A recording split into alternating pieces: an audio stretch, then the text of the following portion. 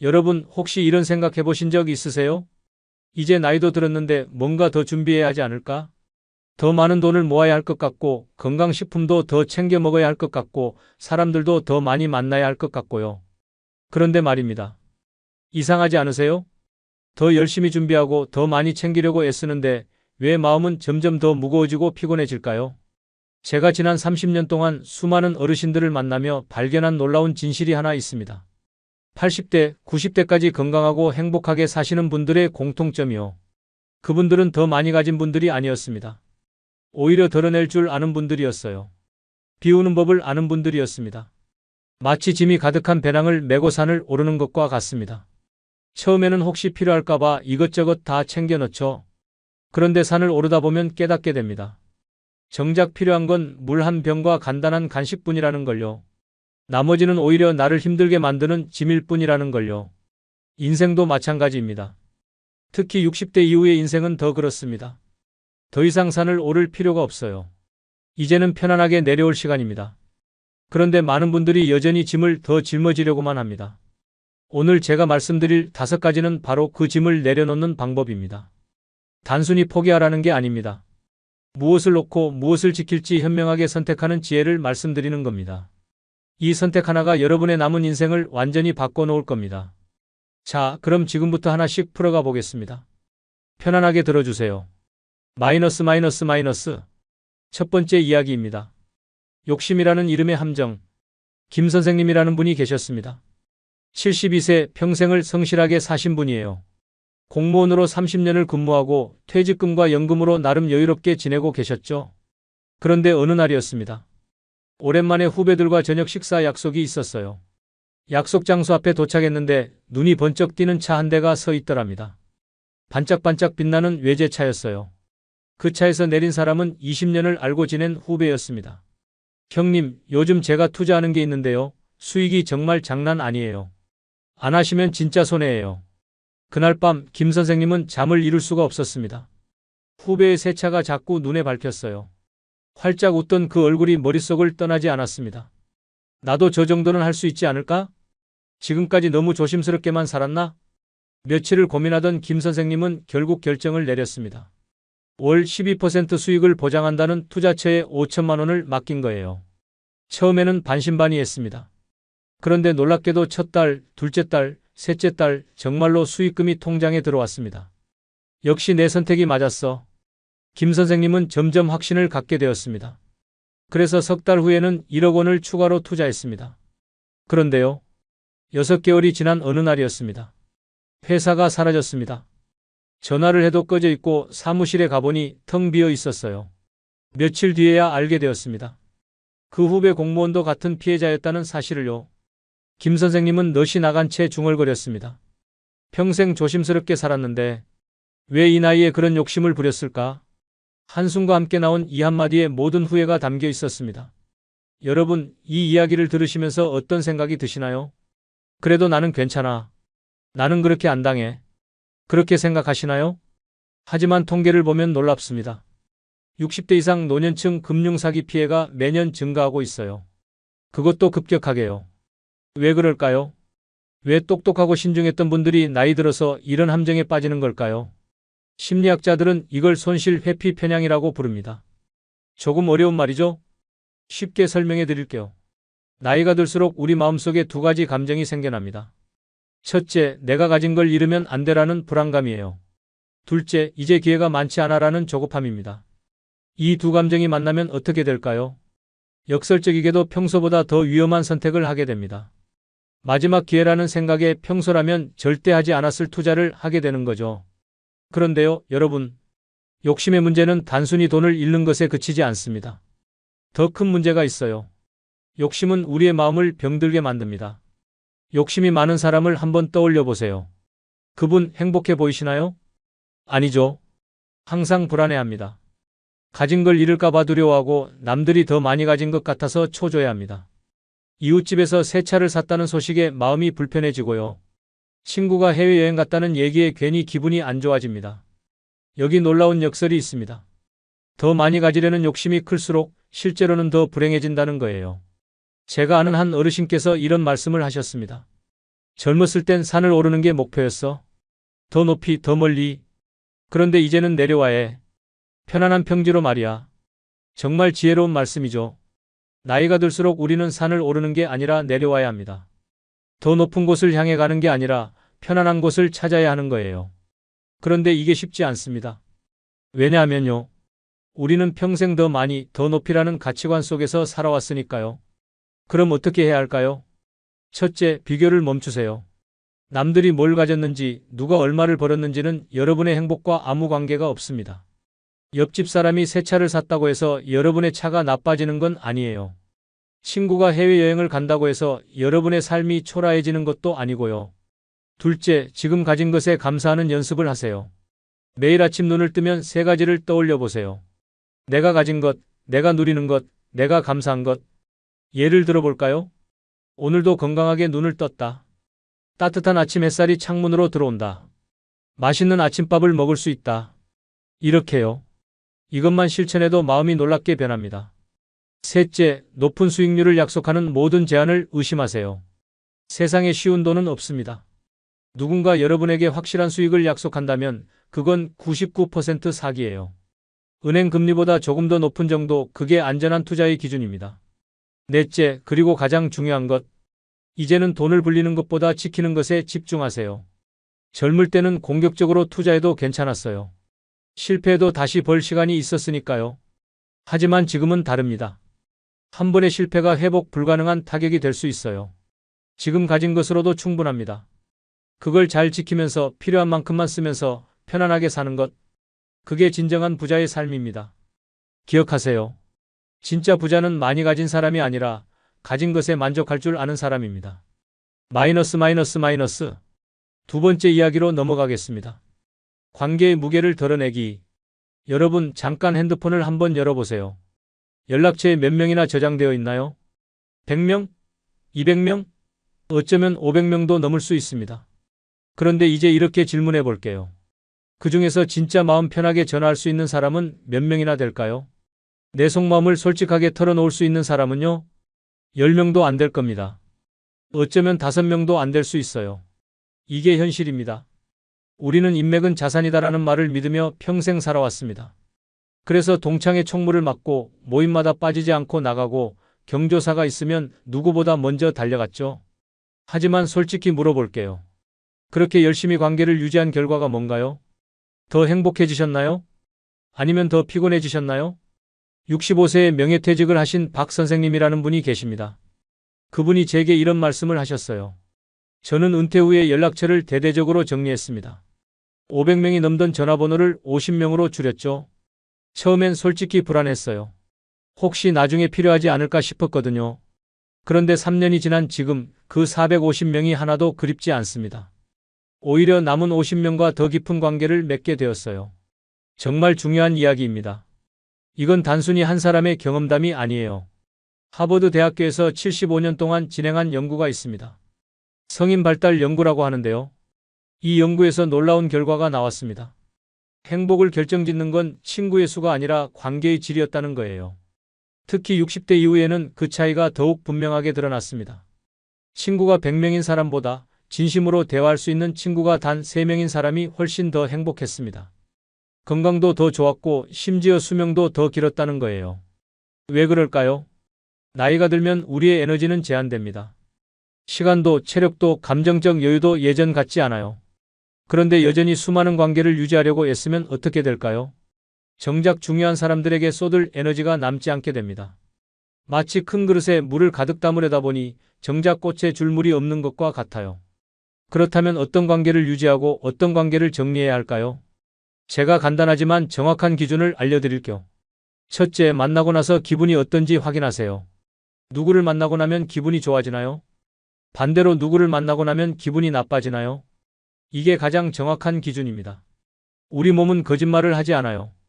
만나고 나서 기분이 무겁고 피곤하다면 그 관계는 여러분에게 독이 되는 관계입니다. 둘째, 주고받음의 균형을 보세요.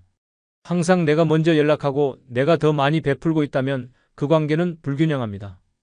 건강한 관계는 서로가 서로를 챙기는 관계예요. 한쪽만 일방적으로 주는 관계는 오래갈 수 없습니다.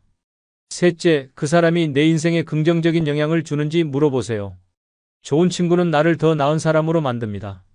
만나면 웃음이 많아지고 긍정적인 생각이 들고 앞으로 나아갈 힘이 생겨요. 반대로 만날 때마다 불평불만만 늘어놓고 부정적인 에너지를 주는 사람이 있다면 그 관계는 다시 생각해 봐야 합니다. 넷째, 위기 때 누가 곁에 있었는지 기억하세요. 인생을 살다 보면 어려운 순간이 옵니다. 아플 때, 힘들 때, 외로울 때, 그때 진짜 친구가 누군지 알 수 있어요. 잘 나갈 때만 연락하던 사람들은 어려울 때 사라집니다. 반대로 힘들 때 곁에 있어준 사람은 평생 기억해야 할 진짜 친구입니다. 이제 작은 실천을 시작해 보세요. 오늘 밤 잠들기 전에 휴대폰 연락처를 한번 열어보세요. 이름을 하나씩 보며 스스로에게 물어보는 거예요. 이 사람과의 관계가 나에게 여전히 의미가 있는가? 대답이 망설여진다면 그 관계는 정리 대상입니다. 물론 바로 연락처를 지우라는 게 아닙니다. 다만 더 이상 그 관계를 유지하기 위해 애쓰지 마세요. 경조사도 마찬가지예요. 정말 축하해주고 싶은 사람, 정말 위로해주고 싶은 사람의 경조사만 참석하세요. 의무감으로 가는 자리에서는 어차피 진심이 전해지지 않습니다. 그리고 정리한 관계에 쓰던 시간과 에너지를 진짜 소중한 사람들에게 쏟으세요. 일주일에 한 번 진짜 친한 친구에게 전화해서 안부를 물어보세요. 한 달에 한 번 오랜 친구와 함께 식사하는 시간을 가지세요. 신기하게도 그렇게 관계를 정리하고 나면 마음이 훨씬 편안해집니다. 주말이 여유로워지고 불필요한 지출도 줄어들어요. 무엇보다 진짜 소중한 사람들과 더 깊은 관계를 맺을 수 있습니다. 나이가 들수록 넓은 인맥보다 깊은 우정이 훨씬 중요합니다. 100명이 여러분 혹시 이런 생각해 보신 적 있으세요? 이제 나이도 들었는데 뭔가 더 준비해야 하지 않을까? 더 많은 돈을 모아야 할 것 같고 건강식품도 더 챙겨 먹어야 할 것 같고 사람들도 더 많이 만나야 할 것 같고요. 그런데 말입니다. 이상하지 않으세요? 더 열심히 준비하고 더 많이 챙기려고 애쓰는데 왜 마음은 점점 더 무거워지고 피곤해질까요? 제가 지난 30년 동안 수많은 어르신들을 만나며 발견한 놀라운 진실이 하나 있습니다. 80대, 90대까지 건강하고 행복하게 사시는 분들의 공통점이요. 그분들은 더 많이 가진 분들이 아니었습니다. 오히려 덜어낼 줄 아는 분들이었어요. 비우는 법을 아는 분들이었습니다. 마치 짐이 가득한 배낭을 메고 산을 오르는 것과 같습니다. 처음에는 혹시 필요할까봐 이것저것 다 챙겨 넣죠. 그런데 산을 오르다 보면 깨닫게 됩니다. 정작 필요한 건 물 한 병과 간단한 간식뿐이라는 걸요. 나머지는 오히려 나를 힘들게 만드는 짐일 뿐이라는 걸요. 인생도 마찬가지입니다. 특히 60대 이후의 인생은 더 그렇습니다. 더 이상 산을 오를 필요가 없어요. 이제는 편안하게 내려올 시간입니다. 그런데 많은 분들이 여전히 짐을 더 짊어지려고만 합니다. 오늘 제가 말씀드릴 5가지는 바로 그 짐을 내려놓는 방법입니다. 단순히 포기하라는 게 아닙니다. 무엇을 놓고 무엇을 지킬지 현명하게 선택하는 지혜를 말씀드리는 겁니다. 이 선택 하나가 여러분의 남은 인생을 완전히 바꿔놓을 겁니다. 자, 그럼 지금부터 하나씩 풀어가 보겠습니다. 편안하게 들어주세요. 김 선생님이라는 분이 계셨습니다. 72세 평생을 성실하게 사신 분이에요. 공무원으로 30년을 근무하고 퇴직금과 연금으로 나름 여유롭게 지내고 계셨죠. 그런데 어느 날이었습니다. 오랜만에 후배들과 저녁 식사 약속이 있었어요. 약속 장소 앞에 도착했는데 눈이 번쩍 띄는 차 한 대가 서 있더랍니다. 반짝반짝 빛나는 외제차였어요. 그 차에서 내린 사람은 20년을 알고 지낸 후배였습니다. 형님, 요즘 제가 투자하는 게 있는데요. 수익이 정말 장난 아니에요. 안 하시면 진짜 손해예요. 그날 밤 김 선생님은 잠을 이룰 수가 없었습니다. 후배의 새 차가 자꾸 눈에 밟혔어요. 활짝 웃던 그 얼굴이 머릿속을 떠나지 않았습니다. 나도 저 정도는 할 수 있지 않을까? 지금까지 너무 조심스럽게만 살았나? 며칠을 고민하던 김 선생님은 결국 결정을 내렸습니다. 월 12% 수익을 보장한다는 투자처에 5천만 원을 맡긴 거예요. 처음에는 반신반의했습니다. 그런데 놀랍게도 첫 달, 둘째 달, 셋째 달 정말로 수익금이 통장에 들어왔습니다. 역시 내 선택이 맞았어. 김 선생님은 점점 확신을 갖게 되었습니다. 그래서 석 달 후에는 1억 원을 추가로 투자했습니다. 그런데요. 6개월이 지난 어느 날이었습니다. 회사가 사라졌습니다. 전화를 해도 꺼져 있고 사무실에 가보니 텅 비어 있었어요. 며칠 뒤에야 알게 되었습니다. 그 후배 공무원도 같은 피해자였다는 사실을요. 김 선생님은 넛이 나간 채 중얼거렸습니다. 평생 조심스럽게 살았는데 왜 이 나이에 그런 욕심을 부렸을까? 한숨과 함께 나온 이 한마디에 모든 후회가 담겨 있었습니다. 여러분, 이 이야기를 들으시면서 어떤 생각이 드시나요? 그래도 나는 괜찮아. 나는 그렇게 안 당해. 그렇게 생각하시나요? 하지만 통계를 보면 놀랍습니다. 60대 이상 노년층 금융사기 피해가 매년 증가하고 있어요. 그것도 급격하게요. 왜 그럴까요? 왜 똑똑하고 신중했던 분들이 나이 들어서 이런 함정에 빠지는 걸까요? 심리학자들은 이걸 손실 회피 편향이라고 부릅니다. 조금 어려운 말이죠? 쉽게 설명해 드릴게요. 나이가 들수록 우리 마음속에 두 가지 감정이 생겨납니다. 첫째, 내가 가진 걸 잃으면 안 되라는 불안감이에요. 둘째, 이제 기회가 많지 않아라는 조급함입니다. 이 두 감정이 만나면 어떻게 될까요? 역설적이게도 평소보다 더 위험한 선택을 하게 됩니다. 마지막 기회라는 생각에 평소라면 절대 하지 않았을 투자를 하게 되는 거죠. 그런데요, 여러분. 욕심의 문제는 단순히 돈을 잃는 것에 그치지 않습니다. 더 큰 문제가 있어요. 욕심은 우리의 마음을 병들게 만듭니다. 욕심이 많은 사람을 한번 떠올려 보세요.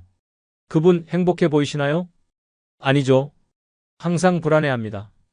가진 걸 잃을까봐 두려워하고 남들이 더 많이 가진 것 같아서 초조해합니다. 이웃집에서 새 차를 샀다는 소식에 마음이 불편해지고요. 친구가 해외여행 갔다는 얘기에 괜히 기분이 안 좋아집니다. 여기 놀라운 역설이 있습니다. 더 많이 가지려는 욕심이 클수록 실제로는 더 불행해진다는 거예요. 제가 아는 한 어르신께서 이런 말씀을 하셨습니다. 젊었을 땐 산을 오르는 게 목표였어. 더 높이, 더 멀리. 그런데 이제는 내려와야 편안한 평지로 말이야. 정말 지혜로운 말씀이죠. 나이가 들수록 우리는 산을 오르는 게 아니라 내려와야 합니다. 더 높은 곳을 향해 가는 게 아니라 편안한 곳을 찾아야 하는 거예요. 그런데 이게 쉽지 않습니다. 왜냐하면요.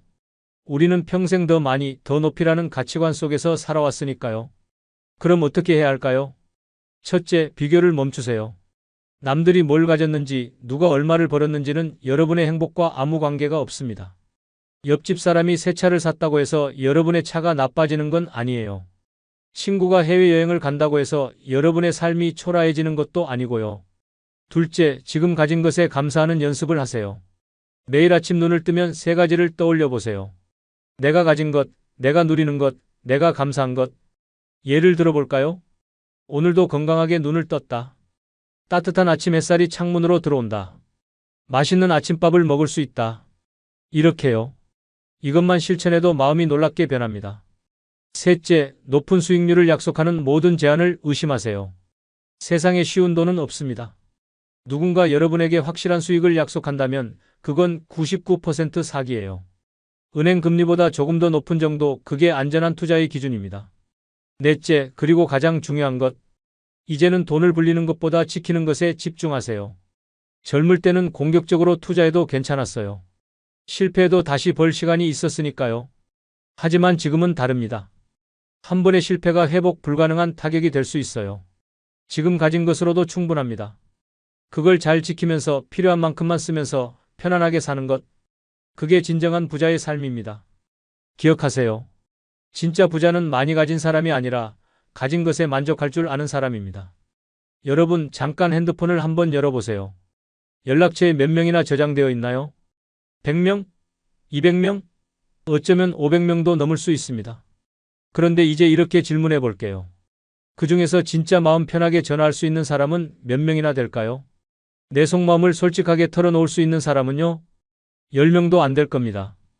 어쩌면 5명도 안 될 수 있어요. 이게 현실입니다. 우리는 인맥은 자산이다라는 말을 믿으며 평생 살아왔습니다.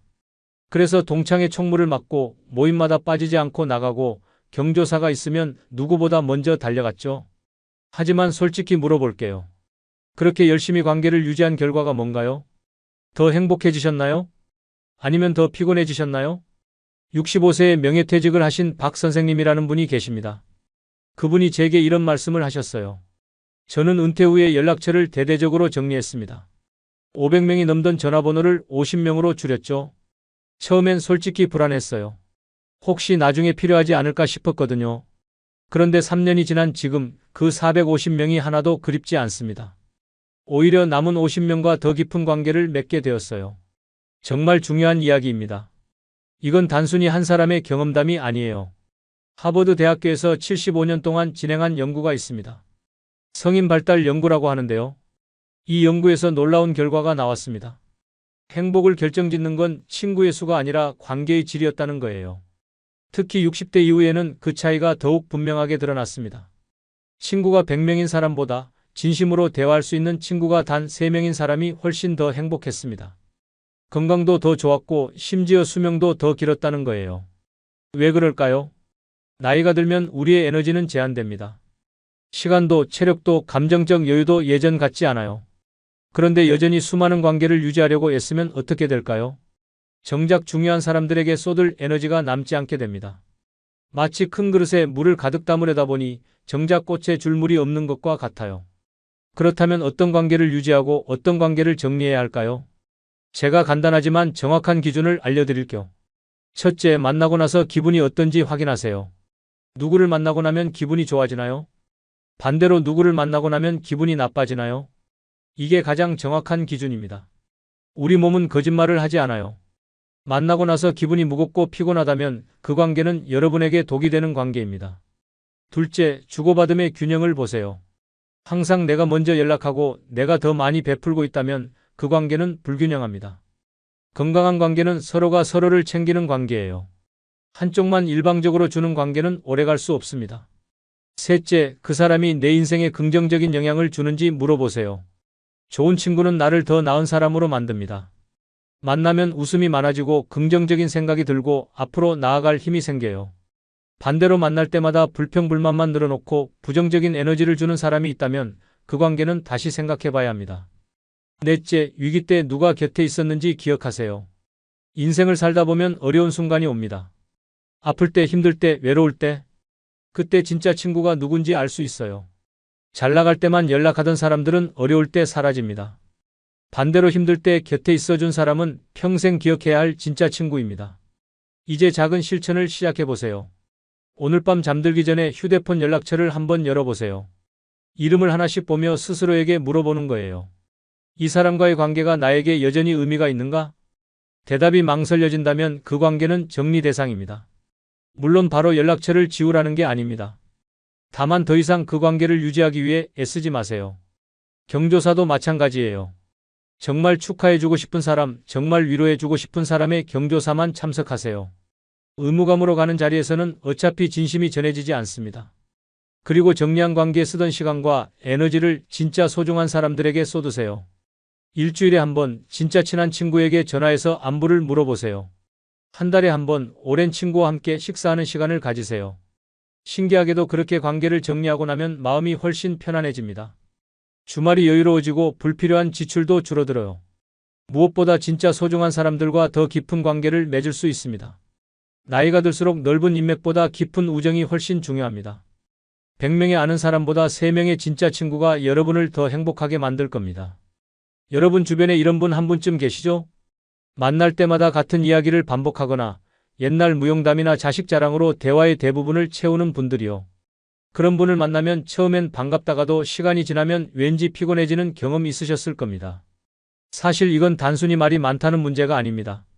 심리학에서는 이를 정보 과잉 공유 현상이라고 부릅니다. 나이가 들수록 자신의 존재감을 확인받고 싶은 욕구가 강해지면서 무의식적으로 말이 많아지는 겁니다. 캘리포니아 대학의 연구 결과가 흥미롭습니다. 노년층이 가장 듣기 싫어하는 말투 1위가 잔소리였고 2위가 같은 이야기 반복, 3위가 훈계조였습니다. 더욱 흥미로운 건 정작 이런 말투를 가장 많이 사용하는 사람들도 바로 노년층 자신이었다는 겁니다. 결국 가장 싫어하는 말을 본인이 가장 자주 하고 있는 셈입니다. 72세 정 선생님은 대기업에서 임원까지 지낸 분이었고 평생 리더십을 발휘하며 살아오셨습니다. 그런데 은퇴 후 아들과의 갈등이 심해졌다고 하셨습니다. 아들놈이 사업을 하는데 제가 보기엔 방법이 영 아니에요. 제 경험상 그렇게 하면 안 되거든요. 그래서 조언을 해주면 짜증을 내요. 아버지는 그 시대 방식이고 지금은 다르다면서요. 제가 뭐 잘못 말했나요? 문제는 단순했습니다. 그분의 말은 조언이 아니라 간섭이었고 대화가 아니라 일방적인 설교였던 겁니다. 은퇴 후에도 아버지는 여전히 리더의 말투로 아들을 대하고 있었던 거죠. 그래서 오히려 관계를 멀어지게 만든 겁니다. 그렇다면 구체적으로 어떤 말을 줄여야 할까요? 첫째, 잔소리를 줄이세요. 그게 아니지, 그러니까 말이야. 이런 표현은 관계를 피곤하게 만듭니다. 특히 성인이 된 자녀에게 하는 잔소리는 백해무익입니다. 그들도 이미 어른입니다. 둘째, 반복을 줄이세요. 같은 이야기를 여러 번 하는 것만큼 관계를 망치는 것도 없습니다. 사람들은 같은 이야기를 2번 들을 때 내용보다 지루함을 더 크게 느낍니다. 셋째, 푸념을 줄이세요. 요즘 몸이 여기저기 아파. 요즘 젊은 것들은 부정적인 말은 듣는 사람의 에너지를 빼앗습니다. 특히 가족에게 하는 푸념은 그들에게 죄책감을 줍니다. 넷째, 충고를 줄이세요. 묻지 않은 조언은 간섭입니다. 누군가 조언을 구할 때까지 기다리세요. 그게 아니라면 그냥 들어주는 것으로 충분합니다. 저는 앞서 말씀드린 정 선생님께 3초의 법칙을 알려드렸습니다. 무언가 말하고 싶을 때 3초를 세고 그 말이 정말 필요한지 생각해 보는 겁니다. 이 말이 상대방에게 도움이 될까? 아니면 내 욕구를 해소하기 위한 말일까? 놀랍게도 3초만 멈춰도 말의 절반이 사라졌습니다. 그리고 그 절반이 사실은 하지 않아도 되는 말이었습니다. 그분은 말을 줄이고 나서 아들과의 관계가 눈에 띄게 좋아졌다고 하셨습니다. 동양 철학에 이런 말이 있습니다. 군자는 말이 적되 행동이 민첩하다. 나이가 들수록 말로 가르치기보다 행동으로 보여주는 것이 진짜 지혜입니다. 말을 줄이면 놀라운 일이 일어납니다. 관계가 깊어지고 갈등이 줄어들고 사람들이 먼저 찾아옵니다. 말이 많은 사람은 피하지만 말을 아끼는 사람은 신뢰하게 되니까요. 그런데 여러분, 제가 하나 더 중요한 걸 말씀드릴게요. 말을 엄마, 이거 어떻게 할까요? 딸이 오래된 앨범을 들고 물었습니다. 78세 박순자 할머니는 앨범을 펼쳤습니다. 흑백 사진들이 나왔습니다. 젊은 시절의 모습, 결혼식 사진, 아이들 돌잔치, 가족 여행. 이건 다 추억이네. 할머니의 눈에 눈물이 고였습니다. 엄마, 이제 정리 좀 하셔야 해요. 집에 물건이 너무 많아요. 알아. 근데 이걸 어떻게 버려? 집안 곳곳에 쌓인 물건들, 평생 모아온 것들, 하나하나의 추억이 담겨 있습니다. 이건 내 할아버지가 쓰시던 안경이야. 이건 내가 초등학교 때 그린 그림이고, 이건 우리 결혼 20주년 때 받은 선물이야. 버릴 수가 없었습니다. 모두가 소중했습니다. 여러분, 70대 중반이 되면 이런 고민이 시작됩니다. 인생을 정리해야 한다는 생각. 하지만 어디서부터 어떻게 시작해야 할지 막막합니다. 안녕하세요, 여러분. 오늘은 70대 중반의 인생 정리에 대해 이야기하려 합니다. 무겁고 슬픈 주제입니다. 하지만 반드시 필요한 이야기입니다. 미리 준비하지 않으면 나중에 가족들이 더 힘들어집니다. 이 영상을 끝까지 보시면 여러분은 인생을 정리하는 방법을 알게 됩니다. 무엇을 준비해야 하는지, 어떻게 정리해야 하는지, 그리고 편안한 마음으로 남은 인생을 살 수 있습니다. 지금 70대 중반이신 분들 꼭 끝까지 들어주세요. 그리고 70대 부모님을 두신 분들, 이 영상을 부모님과 함께 보세요. 시작하기 전에 구독, 좋아요, 알림 설정 부탁드립니다. 여러분의 작은 클릭이 더 많은 분들에게 도움이 됩니다. 그럼 시작하겠습니다. 70대 중반이 되면 죽음이 현실로 다가옵니다. 젊을 때는 죽음이 먼 미래의 일이었습니다. 생각하지 않으려 했습니다. 하지만 70대 중반이 되면 달라집니다. 주변에서 부고가 자주 옵니다. 학창시절 친구가 돌아가셨습니다. 직장 동료가 돌아가셨습니다. 이웃이 돌아가셨습니다. 한 달에 2~3번씩 장례식장에 갑니다. 영정사진 앞에 섭니다. 조문을 합니다. 삼가 고인의 명복을 빕니다. 말은 하지만 마음은 복잡합니다. 다음은 나일 수도 있겠구나. 이런 생각이 자꾸 듭니다. 두렵습니다. 하지만 피할 수 없는 현실입니다. 배우자가 먼저 가는 경우도 많습니다. 50년을 함께 산 반려자. 어느 날 갑자기 병원에 실려갑니다. 며칠 후 돌아가십니다. 홀로 남은 사람은 막막합니다. 이제 나도 얼마 안 남았구나. 죽음이 멀지 않다는 걸 느낍니다. 건강도 나빠집니다. 병원에 자주 갑니다. 검사를 받습니다. 의사가 말합니다. 혈압이 높으시네요. 당뇨도 있고요. 심장도 좀 약하십니다. 몸 곳곳에 문제가 생깁니다. 약을 많이 먹습니다. 하루에 10알, 20알씩 먹습니다. 이렇게까지 해서 살아야 하나? 가끔 이런 생각도 듭니다. 75세 김철수 할아버지의 이야기입니다. 친구 장례식에 다녀왔습니다. 같은 동네에 살던 친구였습니다. 바둑을 두던 친구였습니다. 자네도 건강 조심하게. 자네도 그러게. 일주일 전에 나눈 대화였습니다. 그런데 갑자기 돌아가셨습니다. 장례식장에서 할아버지는 많은 생각을 했습니다. 나도 준비를 해야겠구나. 집에 돌아와서 서랍을 열었습니다. 중요한 서류들이 어지럽게 쌓여 있었습니다. 이걸 정리해야지. 내가 갑자기 가면 애들이 곤란하겠어. 그날부터 할아버지는 인생 정리를 시작했습니다. 인생 정리는 죽음을 준비하는 게 아닙니다. 남은 삶을 더 잘 살기 위한 준비입니다. 정리를 하면 마음이 편해집니다. 걱정이 줄어듭니다. 그리고 가족에게 짐을 덜어줄 수 있습니다. 70대 중반이 되면 집안이 물건으로 가득 찹니다. 평생 모아온 물건들입니다. 옷, 신발, 가방, 그릇, 책, 사진, 편지, 기념품. 셀 수 없이 많습니다. 옷장을 열면 옷이 빽빽합니다. 입지 않는 옷이 대부분입니다. 10년 전 산 옷도 있습니다. 20년 전 산 옷도 있습니다. 언젠가는 있겠지. 이런 생각으로 보관했습니다. 하지만 결국 안 입습니다. 사이즈도 안 맞고 유행도 지났습니다. 신발장도 마찬가지입니다. 신발이 수십 켤레입니다. 신지 않는 신발이 대부분입니다. 부엌 찬장에는 그릇이 가득합니다. 손님 올 때 쓰려고 산 그릇들입니다. 하지만 손님은 잘 오지 않습니다. 그릇만 먼지를 쌓아갑니다. 거실에는 책이 쌓여 있습니다. 읽으려고 산 책들입니다. 하지만 눈이 나빠서 읽기 어렵습니다. 책은 그냥 쌓여만 갑니다. 서랍에는 온갖 물건이 있습니다. 펜, 종이, 클립, 고무줄, 전선, 리모컨, 배터리. 언제 산 건지도 모르는 물건들입니다. 침실 장롱에는 이불과 담요가 쌓여 있습니다. 쓰지 않는 것들입니다. 하지만 버리기 아깝습니다. 베란다에는 빈 상자가 쌓여 있습니다. 나중에 쓸 수도 있어. 이런 생각으로 모아뒀습니다. 이렇게 집안 곳곳이 물건으로 가득 찹니다. 공간이 없습니다. 청소도 어렵습니다. 먼지가 쌓입니다. 더 큰 문제는 무엇이 어디 있는지 모른다는 겁니다. 내 통장이 어디 갔지? 보험 증서가 어디 있더라? 집 문서는 어디 뒀지? 중요한 서류를 찾지 못합니다. 집안 어딘가에 있는데 어디인지 모릅니다. 그러다 정말 필요할 때 못 찾습니다. 급하게 찾아야 하는데 안 나옵니다. 스트레스를 받습니다. 물건이 많으면 관리도 어렵습니다. 청소하기 힘듭니다. 정리하기 힘듭니다. 이사하기도 힘듭니다. 그리고 혹시 내가 갑자기 가면 어떻게 될까요? 자식들이 집을 정리해야 합니다. 물건을 다 치워야 합니다. 엄청난 일입니다. 엄마 아빠는 왜 이렇게 물건이 많아? 자식들이 며칠 동안 집을 정리합니다. 힘들고 슬픕니다. 그래서 미리 정리해야 합니다. 지금부터 조금씩 정리하세요. 무엇부터 정리해야 할까요? 첫째, 옷을 정리하세요. 옷장을 열어보세요. 입지 않는 옷이 얼마나 많은가요? 1년 동안 한 번도 안 입은 옷은 버리세요. 2년 동안 안 입었으면 앞으로도 안 입습니다. 사이즈가 안 맞는 옷도 버리세요. 살 빼면 입지. 이런 생각은 버리세요. 안 빠집니다. 유행 지난 옷도 버리세요. 20년 전 옷은 지금 입을 수 없습니다. 상태가 나쁜 옷도 버리세요. 구멍난 옷, 색바랜 옷, 늘어난 옷. 수선해서 입는 것보다 버리는 게 낫습니다. 버릴 때는 3개의 상자를 준비하세요.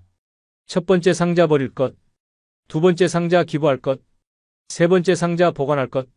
옷을 하나하나 꺼내서 상자에 넣으세요. 상태가 좋은 옷은 기부하세요. 주민센터나 교회, 성당에 기부 상자가 있습니다. 누군가 유용하게 쓸 겁니다. 상태가 나쁜 옷은 버리세요. 쓰레기 봉투에 넣어서 버리세요. 정말 소중한 옷만 보관하세요. 자주 입는 옷, 특별한 의미가 있는 옷만 남기세요. 76세 이영희 할머니의 이야기입니다. 옷장에 옷이 100벌이 넘었습니다. 옷장 문이 안 닫혔습니다. 딸이 도와주겠다고 했습니다. 함께 옷을 정리했습니다. 엄마, 이거 언제 산 거예요? 20년 전에 산 거야. 20년 동안 안 입으셨잖아요. 버리세요. 그래도 아깝잖아. 안 입으시면 쓰레기예요. 딸의 말이 맞았습니다. 결국 옷 80벌을 버렸습니다. 옷장이 텅 비었습니다. 문이 잘 닫혔습니다. 마음도 시원했습니다. 진작에 정리할 걸? 할머니는 후회했습니다. 둘째, 물건을 정리하세요. 집안 곳곳의 물건을 정리하세요. 부엌 찬장의 그릇을 정리하세요. 깨진 그릇, 안 쓰는 그릇을 버리세요. 같은 종류의 그릇이 너무 많으면 일부만 남기고 버리세요. 거실의 책을 정리하세요. 다시 읽지 않을 책은 버리세요. 도서관에 기증하거나 재활용하세요. 서랍의 잡동사니를 정리하세요. 고장난 물건, 쓰지 않는 물건을 버리세요. 베란다의 빈 상자를 버리세요. 나중에 쓸 일 없습니다. 정리할 때는 이렇게 생각하세요. 이걸 1년 안에 쓸까? 아니라면 버리세요. 이게 정말 소중한가? 아니라면 버리세요. 내가 죽으면 자식들이 이걸 원할까? 아니라면 버리세요. 처음에는 버리기 어렵습니다. 모든 게 아까워 보입니다. 하지만 시작하면 점점 쉬워집니다. 버리고 나면 후련합니다. 집이 넓어 보입니다.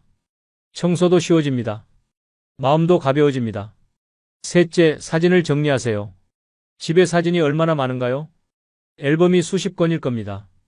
사진이 수천 장일 겁니다. 흐릿한 사진, 잘 안 나온 사진, 누군지 모르는 사람 사진. 이런 사진들을 버리세요. 정말 소중한 사진만 남기세요. 가족 사진, 특별한 순간의 사진만 남기세요. 그리고 사진 뒤에 메모를 하세요. 1985년 제주도 여행, 2000년 아들 결혼식, 2005년 첫 손주 돌잔치, 날짜와 장소 누구와 함께였는지 적으세요. 나중에 자식들이 볼 때 이해하기 쉽습니다. 요즘은 디지털 사진도 많습니다.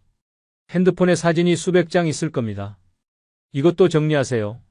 흐릿한 사진, 중복된 사진을 삭제하세요. 그리고 중요한 사진은 인화하세요. 디지털 사진은 핸드폰이 고장나면 사라질 수 있습니다. 넷째, 추억의 물건을 정리하세요. 편지, 일기장, 상장, 트로피, 기념품. 이런 것들이 있을 겁니다. 다 보관할 필요는 없습니다. 정말 소중한 것만 남기세요. 그리고 자식들에게 설명해 주세요. 이건 내 할아버지가 나한테 쓴 첫 편지야. 이건 내가 처음 받은 상이야. 이건 우리 결혼식 때 받은 선물이야. 이야기를 들려주세요. 그러면 자식들도 그 물건의 가치를 알게 됩니다. 정리가 끝나면 집이 깨끗해집니다. 공간이 생깁니다. 마음도 편해집니다. 그리고 무엇보다 자식들에게 짐을 덜어주게 됩니다. 70대 중반이 되면 중요한 서류를 정리해야 합니다. 서류가 어지럽게 흩어져 있으면 안 됩니다. 정리해서 한 곳에 모아두세요. 어떤 서류를 정리해야 할까요? 첫째, 재산 관련 서류입니다. 부동산 등기부등본, 집 문서입니다. 어디에 있는지 확인하세요. 통장과 도장, 은행 통장이 몇 개인지 확인하세요. 도장도 함께 보관하세요. 보험 증서, 어떤 보험에 가입했는지 확인하세요. 증서를 한 곳에 모으세요. 연금 관련 서류, 국민연금, 개인연금 서류를 정리하세요. 주식, 펀드 서류, 투자한 것이 있다면 서류를 정리하세요. 카드, 몇 개의 카드를 쓰는지 확인하세요. 이 서류들을 큰 봉투나 파일에 넣으세요. 라벨을 붙이세요. 재산 관련 서류라고 쓰세요. 그리고 목록을 만드세요. 신한은행 통장 1개, 우리은행 통장 1개, 삼성생명 보험 1개, 아파트 등기부등본. 이렇게 목록을 작성하세요. 목록을 봉투 앞면에 붙이세요. 둘째, 의료 관련 서류입니다. 건강보험증, 어디에 있는지 확인하세요. 진료기록, 큰 병을 앓았다면 진료기록을 보관하세요. 복용 중인 약 목록, 어떤 약을 먹는지 적으세요.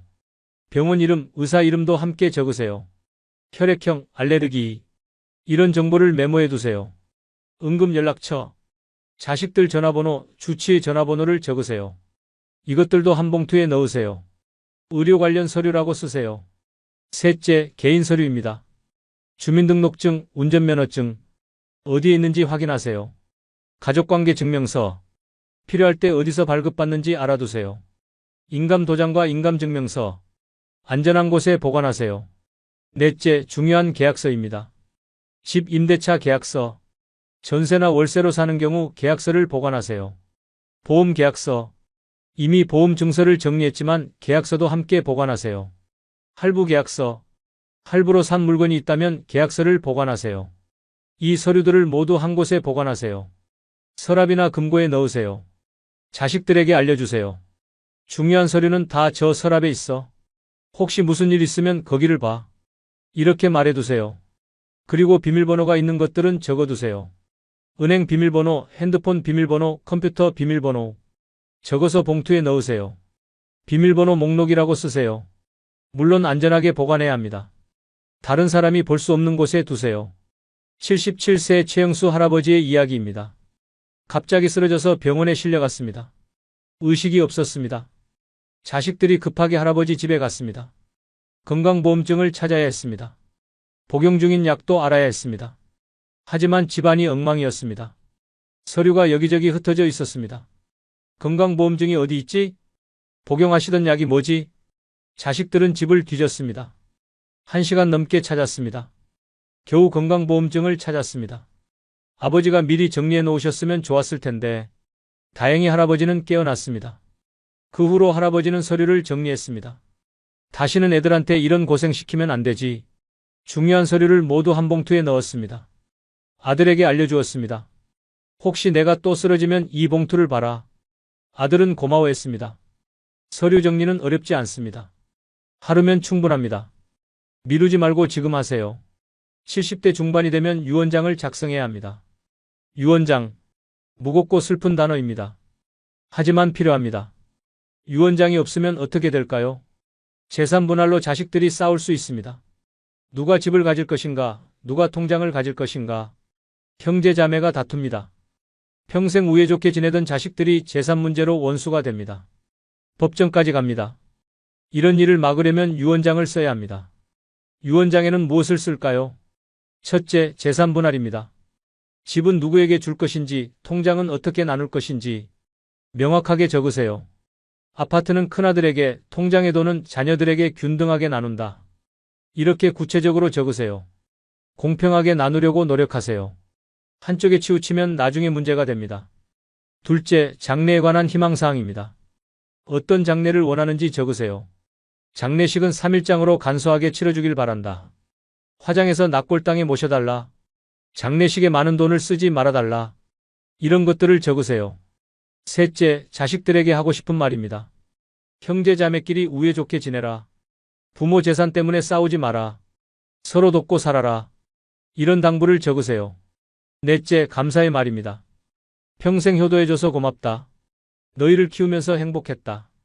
사랑한다. 이런 말을 적으세요.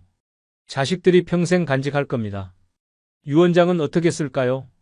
법적으로 유효한 유언장을 쓰려면 형식이 중요합니다. 자필로 쓰세요. 컴퓨터로 치면 안 됩니다. 반드시 손으로 쓰세요. 날짜를 쓰세요. 2025년 10월 10일처럼 명확하게 쓰세요. 본인의 이름을 쓰고 도장을 찍으세요. 증인이 있으면 더 좋습니다.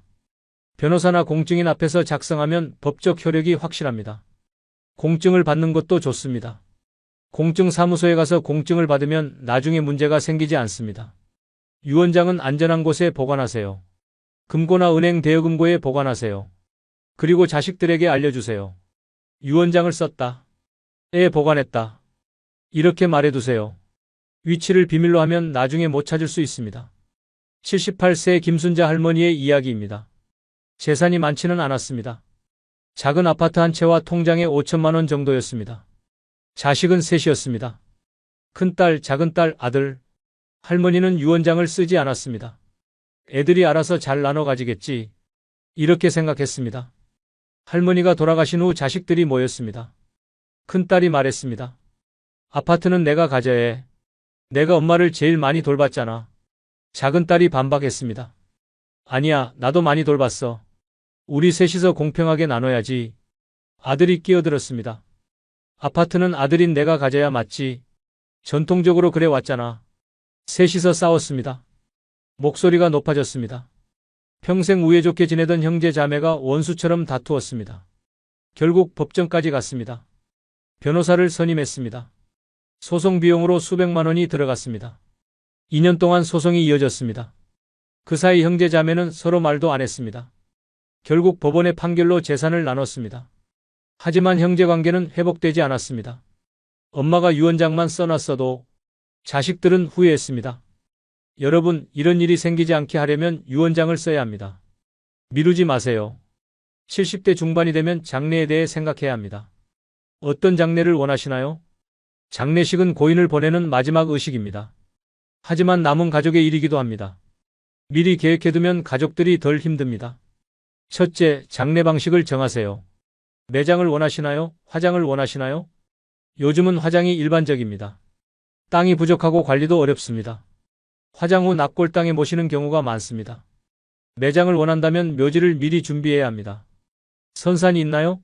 없다면 공원묘지를 알아봐야 합니다. 수목장, 해양장, 자연장도 있습니다. 어떤 방식을 원하는지 생각해 보세요. 둘째, 장례식 규모를 정하세요. 성대한 장례식을 원하시나요? 간소한 장례식을 원하시나요? 요즘은 간소한 장례식이 추세입니다.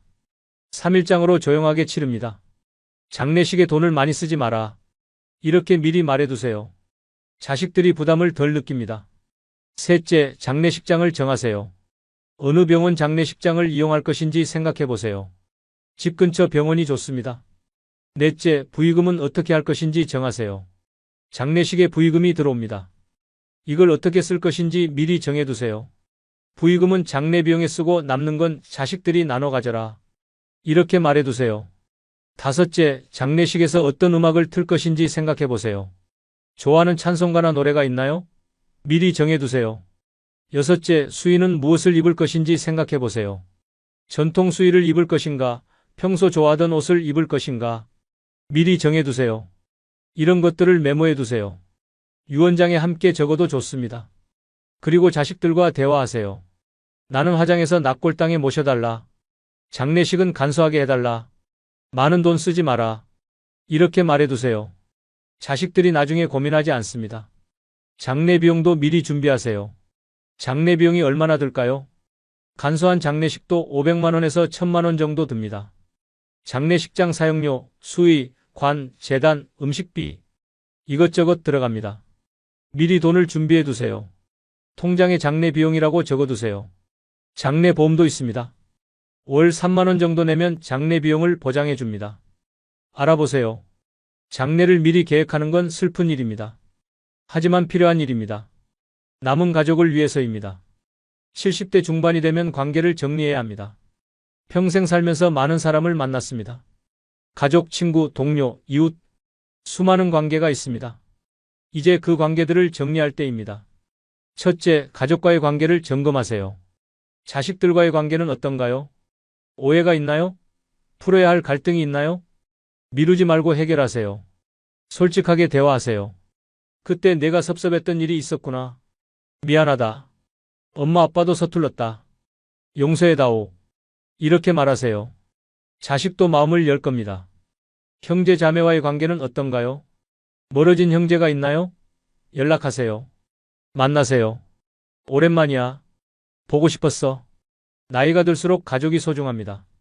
남은 시간 동안 좋은 관계를 유지하세요. 둘째, 친구와의 관계를 정리하세요. 진짜 친구가 몇 명이나 되나요? 70대 중반이 되면 친구가 줄어듭니다. 돌아가신 분도 있고 연락이 끊긴 분도 있습니다. 남은 친구들과 더 자주 만나세요. 전화하세요. 밥 먹으세요. 자네, 요즘 어떻게 지내나? 오랜만에 만나서 밥이나 먹세. 친구는 인생의 보물입니다. 소중히 하세요. 멀어진 친구가 있나요? 과거에 다툰 친구가 있나요? 용기 내서 연락하세요. 그때 내가 잘못했네. 미안하네. 인생이 얼마 남지 않았습니다. 미움을 품고 살 필요 없습니다. 셋째, 감사를 표현하세요. 평생 도움을 준 사람들이 있을 겁니다. 선생님, 은인, 멘토, 그분들에게 감사를 표현하세요. 편지를 쓰세요. 전화를 하세요. 찾아뵈세요. 선생님, 덕분에 제가 이렇게 살 수 있었습니다. 감사합니다. 이런 말을 들으면 상대방도 행복합니다. 넷째, 용서를 구하세요. 평생 살면서 실수도 했을 겁니다. 누군가에게 상처를 줬을 수도 있습니다. 그 사람에게 용서를 구하세요. 그때 내가 너무 했었어. 미안해.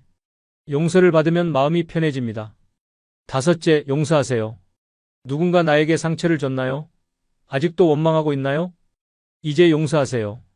미움을 놓으세요. 이제 다 잊겠어. 용서할게.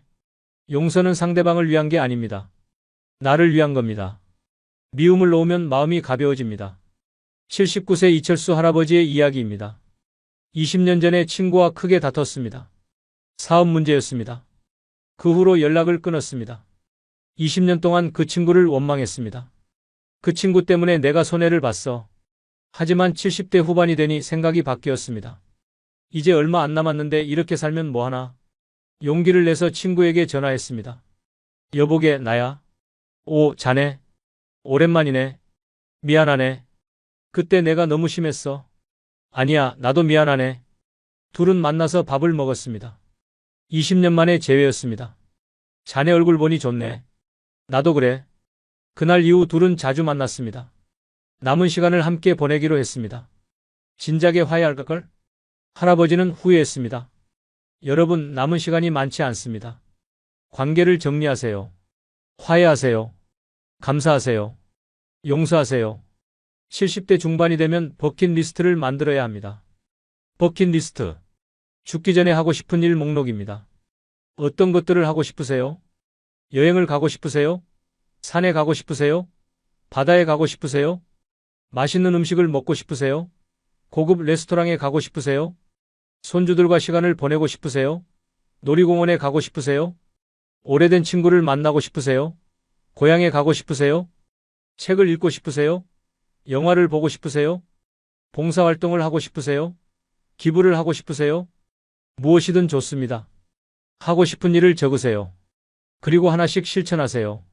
나중에 해야지. 이렇게 미루지 마세요. 나중은 없을 수도 있습니다. 지금 하세요. 오늘 하세요. 건강이 허락하는 한 하고 싶은 일을 하세요. 후회 없는 삶을 사세요. 77세 박영희 할머니의 이야기입니다. 평생 제주도에 가보고 싶었습니다. 하지만 기회가 없었습니다. 젊을 때는 돈이 없었고 나이 들어서는 시간이 없었습니다. 77세가 되었습니다. 이제는 가야겠다. 결심했습니다. 딸에게 말했습니다. 나 제주도 가고 싶어. 엄마, 혼자 어떻게 가세요? 너랑 같이 가면 되잖아. 딸은 휴가를 냈습니다. 할머니와 제주도로 갔습니다. 제주도는 아름다웠습니다. 바다, 산, 폭포, 모든 게 좋았습니다. 평생 오고 싶었는데 드디어 왔구나. 할머니는 행복했습니다. 집에 돌아와서 할머니는 버킷리스트를 만들었습니다. 다음엔 경주에 가야지. 손주들이랑 놀이공원도 가야지. 오래된 친구들도 만나야지. 할머니는 하나씩 실천했습니다. 1년 동안 버킷리스트의 절반을 이뤘습니다. 아, 인생이 이렇게 즐거울 수가. 할머니는 매일 행복했습니다. 여러분도 버킷리스트를 만드세요. 그리고 실천하세요. 후회 없는 삶을 사세요. 이제 지금까지 말씀드린 내용을 정리하겠습니다. 70대 중반이 되면 인생을 정리해야 합니다. 죽음을 준비하는 게 아닙니다. 남은 삶을 더 잘 살기 위한 준비입니다. 물건을 정리하세요. 옷, 신발, 책, 사진. 필요 없는 건 버리세요. 서류를 정리하세요. 재산, 의료, 개인 서류를 한 곳에 모으세요. 유언장을 쓰세요. 재산 분할, 장래 희망사항을 명확히 하세요. 장례를 계획하세요. 어떤 장례를 원하는지 미리 정해두세요. 관계를 정리하세요. 화해하고 감사하고 용서하세요. 버킷리스트를 만드세요. 하고 싶은 일을 하세요. 지금부터 지금 당장 실천할 수 있는 7가지 방법을 정리하겠습니다. 첫째, 오늘 옷장을 열어보세요. 1년 동안 안 입은 옷을 3벌만 골라버리세요. 내일은 3벌 더 버리세요. 매일 조금씩 정리하세요. 둘째, 중요한 서류를 한 곳에 모으세요. 큰 봉투나 파일을 준비하세요. 통장, 보험증서, 집 문서를 넣으세요. 자식들에게 알려주세요. 셋째, 유언장을 쓰세요. 오늘 당장 종이와 펜을 꺼내세요. 재산을 어떻게 나눌지 적으세요. 자식들에게 하고 싶은 말을 적으세요. 날짜와 이름을 쓰고 도장을 찍으세요. 넷째, 자식들과 장래에 대해 이야기하세요. 어색할 수 있습니다. 하지만 필요한 대화입니다. 나는 이렇게 해달라고 말하세요. 다섯째, 멀어진 가족이나 친구에게 연락하세요. 오늘 전화 한 통 하세요. 보고 싶었어라고 말하세요. 밥 약속을 잡으세요. 여섯째, 감사한 사람에게 편지를 쓰세요. 선생님, 은인, 친구, 누구든 좋습니다. 감사합니다라고 쓰세요. 보내세요. 일곱째, 버킷리스트를 만드세요. 종이에 하고 싶은 일 10가지를 적으세요. 그중 가장 하고 싶은 것 하나를 고르세요. 언제 할지 날짜를 정하세요. 실천하세요. 여러분, 인생 정리는 슬픈 일이 아닙니다. 오히려 남은 삶을 더 의미 있게 만드는 일입니다. 정리를 하면 마음이 가벼워집니다. 짐을 내려놓는 느낌입니다. 가족에게도 도움이 됩니다. 나중에 가족들이 덜 힘듭니다. 그리고 무엇보다 후회 없는 삶을 살 수 있습니다. 할 일은 다 했다. 정리는 끝났다. 이제 편안하게 살면 된다. 이런 마음으로 살 수 있습니다. 70대 중반은 인생의 끝이 아닙니다. 새로운 시작입니다. 정리를 마치고 나면 진짜 자유로워집니다. 하고 싶은 일을 하며 살 수 있습니다. 여러분의 남은 인생이 평화롭고 의미 있기를 바랍니다. 다음 영상은 70대 중반의 현실 시리즈의 마지막입니다. 75세가 넘으면 삶의 의미를 다시 찾게 됩니다. 인생의 황혼기 어떻게 의미 있게 보낼까요? 행복한 마무리를 위한 지혜를 나눕니다. 꼭 시청해주세요. 이 영상이 도움이 되셨다면 구독 버튼을 눌러주세요. 좋아요와 알림 설정도 부탁드립니다. 댓글로 여러분의 경험을 나눠주세요. 부모님과 함께 정리를 시작했어요. 유언장을 썼더니 마음이 편해졌어요. 멀어진 친구와 화해했습니다. 여러분의 댓글 하나하나가 다른 분들에게 큰 도움이 됩니다. 그리고 이 영상을 주변에 공유해주세요. 70대 부모님을 두신 분들, 70대 어르신들께 꼭 보여주세요. 오늘 말씀드린 7가지를 기억하세요. 옷 정리, 서류 정리, 유언장 작성, 장례 계획, 관계 회복, 감사 표현, 버킷리스트 실천. 이것들만 해도 인생 정리는 끝입니다. 오늘부터 시작하세요. 내일로 미루지 마세요. 여러분 모두 평화롭고 의미 있는 노년을 보내시길 진심으로 바랍니다. 정리는 끝이 아니라 시작입니다. 새로운 자유의 시작입니다. 여러분은 할 수 있습니다. 오늘도 이 영상을 끝까지 시청해 주셔서 정말 감사합니다. 다음 영상에서 또 뵙겠습니다. 건강하세요. 행복하세요. 그리고 정리하세요. 감사합니다. 여러분 혹시 이런 생각해 보신 적 있으신가요? 요즘은 의학이 발달해서 100세까지 사는 게 당연한 시대 아닌가? 하지만 제가 오늘 전해드릴 이야기는 여러분을 깜짝 놀라게 할 겁니다. 통계청 자료를 보면 우리나라 평균 수명은 80세를 넘어섰습니다. 그런데 말입니다. 정작 85세까지 건강하게 사시는 분들은 생각보다 훨씬 적다는 거 아시나요? 더 놀라운 건 그 이유가 유전자나 운명 때문이 아니라는 겁니다. 바로 우리가 매일 반복하는 아주 사소한 습관들 때문입니다. 지난달 일입니다. 경기도에 사시는 78살 되신 한 어르신을 만났습니다. 평생 건강관리에 신경 쓰시던 분이었어요. 매년 빠짐없이 건강검진 받으시고 매일 아침 동네 한 바퀴 돌며 걷기 운동도 하셨죠. 그런데 어느 날 갑자기 쓰러지셨습니다. 병원에서 들은 이야기가 충격적이었습니다. 몸속 장기들이 이미 수년 전부터 조용히 망가지고 있었다는 겁니다. 그분이 눈물을 글썽이시며 하신 말씀이 아직도 귓가에 맴돕니다. 나는 건강하게 살고 있다고 믿었는데 알고 보니 매일매일 내 몸을 해치고 있었다니. 진작 알았더라면 좋았을 텐데. 여러분, 오늘 이 시간은 그분처럼 뒤늦게 후회하지 않으시도록 지금부터라도 바로잡을 수 있도록 준비했습니다. 앞으로 1시간 동안 6가지 치명적인 실수와 그 해결책을 낱낱이 파헤쳐 보겠습니다. 그런데 시작하기 전에 여러분께 여쭤보고 싶은 게 있습니다. 지금 이 영상을 보고 계신 여러분은 연세가 어떻게 되시나요? 그리고 어느 지역에서 시청하고 계신가요? 댓글로 편하게 남겨주세요. 여러분 한 분 한 분의 이야기가 제게는 정말 큰 힘이 됩니다. 함께 나누는 경험들이 우리 모두에게 소중한 배움이 될 테니까요. 자, 그럼 이제 시작해 볼까요? 준비되셨나요? 첫 번째로 말씀드릴 내용은 아마 여러분 대부분이 간과하고 계실 겁니다. 바로 물입니다. 너무 흔한 이야기라고요? 아닙니다. 이건 정말 심각한 문제입니다. 여러분, 아침에 일어나서 물 한 잔 드시나요? 하루에 물을 몇 잔이나 드시는지 세어보신 적 있으신가요? 대부분의 분들이 목이 마를 때만 물을 찾으십니다. 그런데 여기에 함정이 있습니다. 나이가 들면 우리 몸의 갈증 센서가 점점 둔해진다는 겁니다. 실제로 있었던 일입니다. 서울에 사시는 72살 김 여사님, 평소에 혈압도 정상이시고 특별히 아픈 데도 없으셨어요.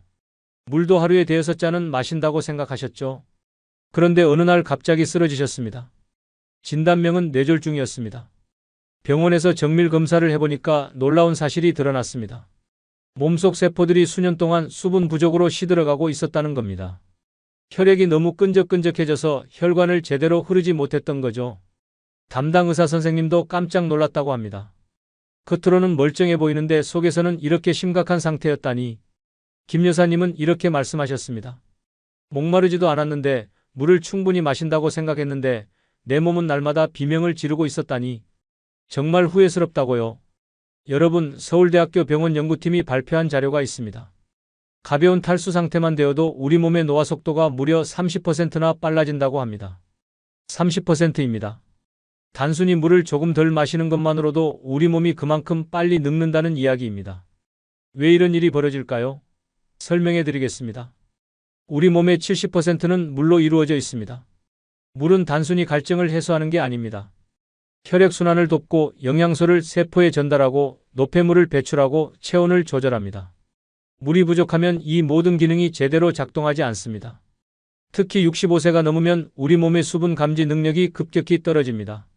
젊을 때는 몸에 물이 부족하면 바로 갈증을 느낍니다. 그런데 나이가 들면 이 신호가 약해집니다. 실제로 몸은 물을 필요로 하는데 뇌는 그걸 제대로 인식하지 못하는 거죠. 더 무서운 건 이겁니다. 갈증을 느낄 때는 이미 탈수가 상당히 진행된 상태라는 겁니다.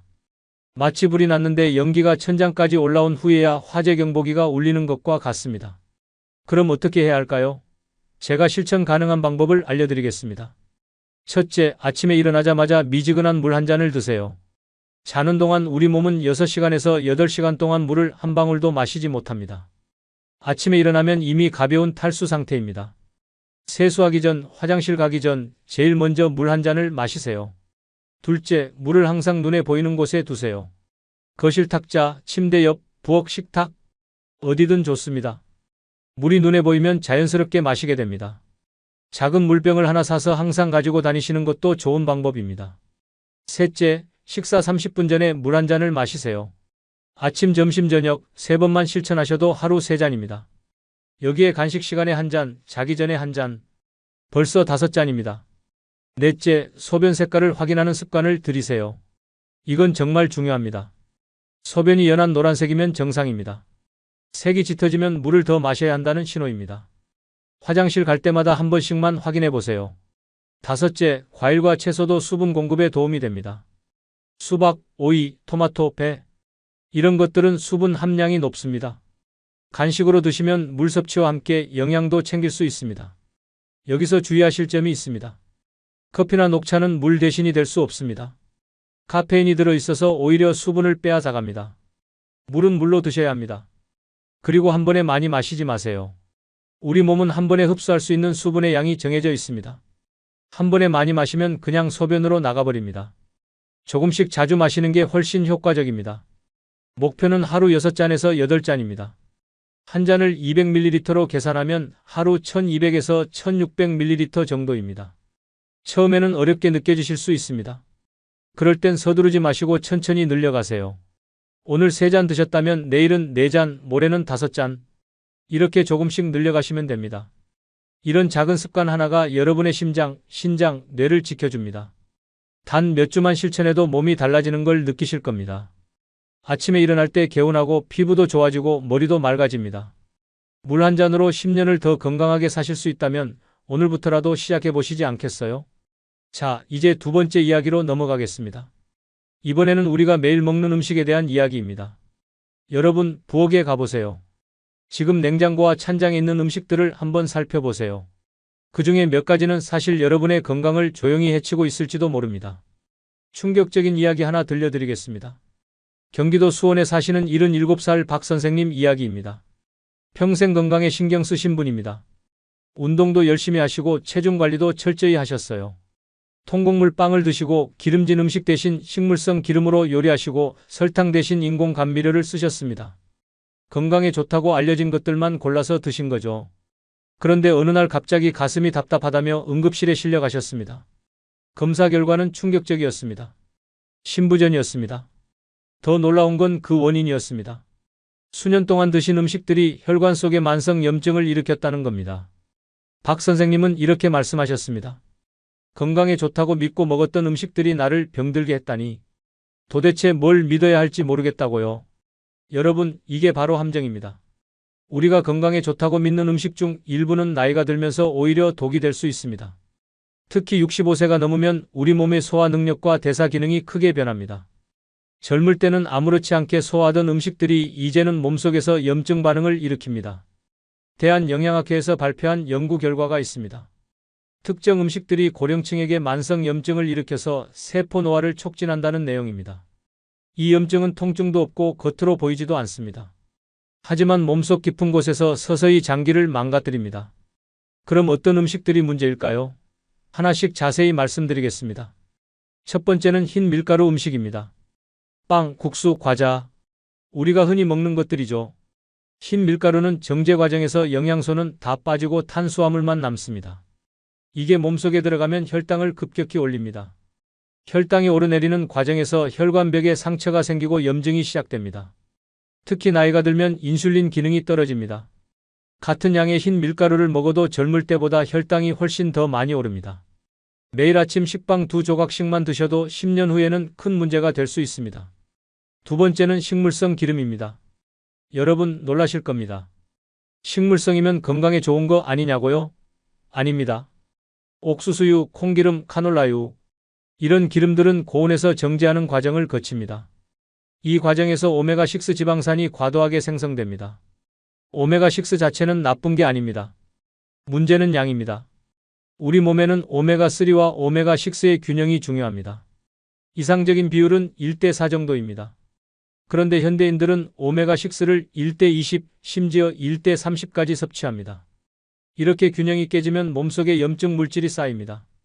매일 식물성 기름으로 볶음 요리를 하시는 분들, 지금 당장은 아무 증상이 없을 수 있습니다.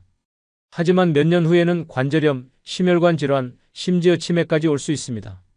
세 번째는 인공 감미료입니다.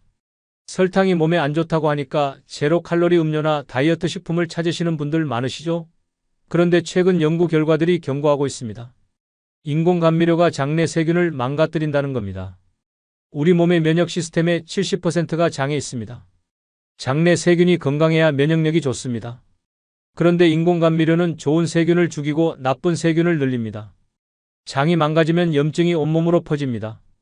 그럼 이제 어떻게 해야 할까요? 실천 방법을 알려드리겠습니다. 첫째, 흰 밀가루 대신 통곡물을 드세요. 현미, 귀리, 통밀. 처음에는 입에 안 맞을 수 있습니다. 그럴 땐 흰쌀과 현미를 반반 섞어서 드세요. 천천히 비율을 늘려가시면 됩니다. 둘째, 식물성 기름 대신 올리브유나 들기름을 쓰세요. 올리브유는 오메가9이 풍부하고 염증을 줄여줍니다. 들기름은 오메가3가 많아서 오메가6의 균형을 맞춰줍니다. 단, 올리브유는 가열하지 말고 샐러드에 뿌려 드시고 들기름은 나물 무칠 때 쓰세요. 셋째, 인공 감미료 대신 자연 감미료를 쓰세요. 꿀이나 메이플 시럽을 소량 쓰시면 됩니다. 설탕보다는 낫습니다. 하지만 이것도 많이 먹으면 안 됩니다. 단맛에 대한 욕구 자체를 줄이는 게 가장 좋습니다. 넷째, 색깔 있는 채소를 많이 드세요. 토마토, 당근, 시금치, 브로콜리. 색이 진할수록 항산화 물질이 많습니다. 이 물질들이 염증을 줄여줍니다. 매 끼니마다 접시의 절반은 채소로 채우세요. 다섯째, 생선을 일주일에 2~3번 드세요. 고등어, 삼치, 연어. 이런 등푸른 생선에는 오메가3가 풍부합니다. 염증을 줄이고 뇌 건강에도 좋습니다. 여러분, 식습관을 바꾸는 게 쉽지 않다는 거 압니다. 평생 먹어온 음식을 갑자기 바꾸기는 어렵습니다. 그래서 한 번에 다 바꾸려고 하지 마세요. 이번 주에는 흰빵을 통곡물 빵으로 바꿔보세요. 다음 주에는 식용유를 올리브유로 바꿔보세요. 이렇게 하나씩 천천히 바꿔가시면 됩니다. 단 몇 주만 실천해도 몸이 가볍고 개운해지는 걸 느끼실 겁니다. 몇 달 후에는 혈액 검사를 해보세요. 염증 수치가 눈에 띄게 줄어든 걸 확인하실 수 있을 겁니다. 음식은 약입니다. 제대로 먹으면 약이 되지만 잘못 먹으면 독이 됩니다. 오늘부터라도 내 몸을 살리는 음식을 선택해 보시지 않겠어요? 잠깐, 여러분. 지금까지 이야기가 도움이 되셨나요? 그렇다면 댓글에 숫자 1을 남겨주세요. 여러분의 반응이 큰 힘이 됩니다. 그리고 아직 구독하지 않으셨다면 지금 구독 버튼을 눌러주세요. 알림도 설정해 주시고요. 앞으로 더 좋은 정보로 찾아뵙겠습니다. 자, 이제 세 번째 이야기로 넘어가겠습니다. 이번에는 운동에 관한 이야기입니다. 아마 많은 분들이 놀라실 겁니다. 여러분, 매일 걷기 운동하시나요? 아침마다 동네 한 바퀴 도시나요? 훌륭하십니다. 하지만 제가 오늘 전해드릴 이야기를 들으시면 생각이 달라질 겁니다. 부산에 사시는 75살 이 여사님 이야기입니다. 평생 건강관리에 모범적이신 분입니다. 매일 아침 3km씩 빠짐없이 걸으셨습니다. 비가 오나 눈이 오나 빠지지 않으셨어요. 10년 넘게 그렇게 하셨습니다. 그런데 어느 날 계단을 오르다가 무릎이 아파서 병원에 가셨습니다. 검사 결과를 듣고 충격을 받으셨습니다. 근육량이 또래보다 10년 이상 부족하다는 겁니다. 뼈 밀도도 많이 떨어져 있었습니다. 이 여사님은 이렇게 말씀하셨습니다. 매일 그렇게 열심히 걸었는데 왜 몸이 이렇게 약해진 건지 이해가 안 된다고요.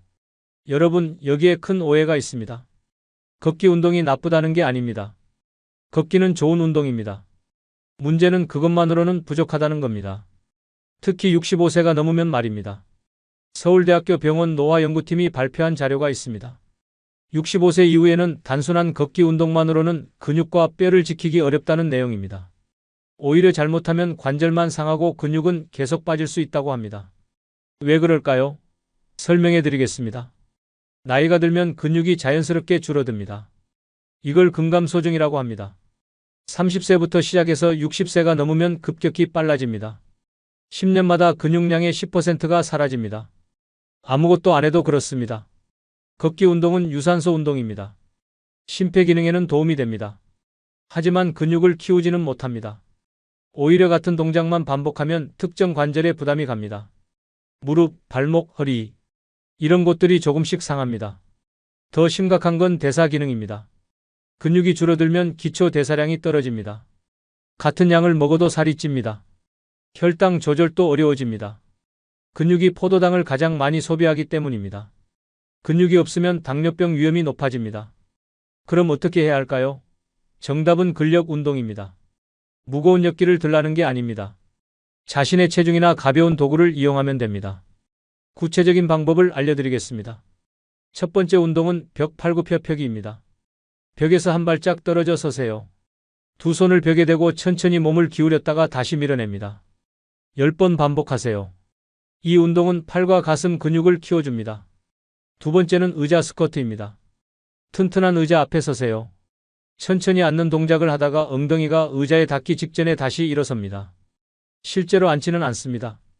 이 동작을 10번 반복하세요. 허벅지와 엉덩이 근육이 강해집니다. 세 번째는 종아리 들기입니다. 벽이나 의자를 잡고 서세요. 발 뒤꿈치를 천천히 들어 올립니다. 1초 멈췄다가 천천히 내립니다. 15번 반복하세요. 종아리 근육과 균형 감각에 도움이 됩니다. 네 번째는 탄력 밴드 운동입니다. 탄력 밴드는 인터넷이나 스포츠 용품점에서 싸게 살 수 있습니다. 밴드를 양손으로 잡고 가슴 앞에서 좌우로 당깁니다. 이 동작이 어깨와 등 근육을 키워줍니다. 다섯 번째는 누워서 다리 들기입니다. 바닥에 누워서 한쪽 다리를 쭉 펴고 천천히 들어 올립니다. 무릎은 펴진 상태로 유지하세요. 3초 멈췄다가 천천히 내립니다. 양쪽 다리를 각각 10번씩 반복하세요. 복근과 허벅지 근육에 좋습니다. 여기서 중요한 포인트가 있습니다. 빨리 하지 마세요. 천천히 정확하게 하는 게 중요합니다. 빠르게 많이 하는 것보다 천천히 정확하게 10번 하는 게 훨씬 효과적입니다. 그리고 호흡도 중요합니다. 힘을 쓸 때 숨을 내쉬고 힘을 풀 때 숨을 들이쉽니다. 호흡을 멈추지 마세요. 혈압이 갑자기 오를 수 있습니다. 처음에는 어렵습니다. 근육이 아플 수도 있습니다. 그게 정상입니다. 근육이 자라는 신호입니다. 하지만 관절이 아프면 바로 멈추세요. 관절 통증은 다릅니다. 일주일에 사흘, 이틀 간격으로 하세요. 근육은 쉬는 날에 자랍니다. 매일 하면 오히려 역효과입니다. 월요일, 수요일, 금요일 이렇게 정해놓고 하시면 됩니다. 한 번에 10분이면 됩니다. 5가지 운동을 각각 2분씩만 하세요. 전체 10분입니다. TV 보다가 광고 시간에 하셔도 됩니다. 놀라운 일이 일어날 겁니다. 불과 4주만 지나도 몸이 달라지는 걸 느끼실 겁니다. 계단 오르기가 수월해집니다. 물건 들기가 가벼워집니다. 허리가 덜 아픕니다. 석 달 후에는 근육이 눈에 보입니다. 팔에 힘이 생깁니다. 다리가 튼튼해집니다. 몸이 가볍습니다. 기분도 좋아집니다. 근력 운동을 하면 행복 호르몬이 나옵니다. 1년 후에는 완전히 다른 사람이 됩니다. 또래보다 10년은 젊어 보입니다. 실제로 체력도 10년 젊어집니다. 걷기 운동을 하시던 분들 계속하세요. 거기에 근력 운동을 더하시면 됩니다. 아침에 30분 걸으시고 오후에 10분 근력 운동하세요. 완벽한 조합입니다. 하루 10분으로 10년을 더 건강하게 살 수 있다면 오늘부터라도 시작해 보시지 않겠어요? 이제 네 번째 이야기로 넘어가겠습니다. 이번에는 조금 민감한 주제입니다. 바로 약과 치료에 관한 이야기입니다. 여러분, 지금 드시는 약이 몇 가지나 되시나요? 혈압약, 당뇨약, 콜레스테롤약. 나이가 들면 자연스럽게 약이 늘어납니다. 약이 우리 건강을 지켜준다고 믿습니다. 물론 맞는 말입니다. 하지만 여기에 숨은 위험이 있다는 걸 아시나요? 대전에 사시는 76살 최 선생님 이야기입니다. 병원에서 처방받은 약을 10년 넘게 성실히 드셨습니다. 빠뜨린 적이 없습니다. 그런데 몇 년 전부터 이상한 증상이 나타났습니다. 기운이 없고 기억력이 떨어지고 심장이 자주 두근거렸습니다. 여러 병원을 다녀봤지만 원인을 찾지 못했습니다.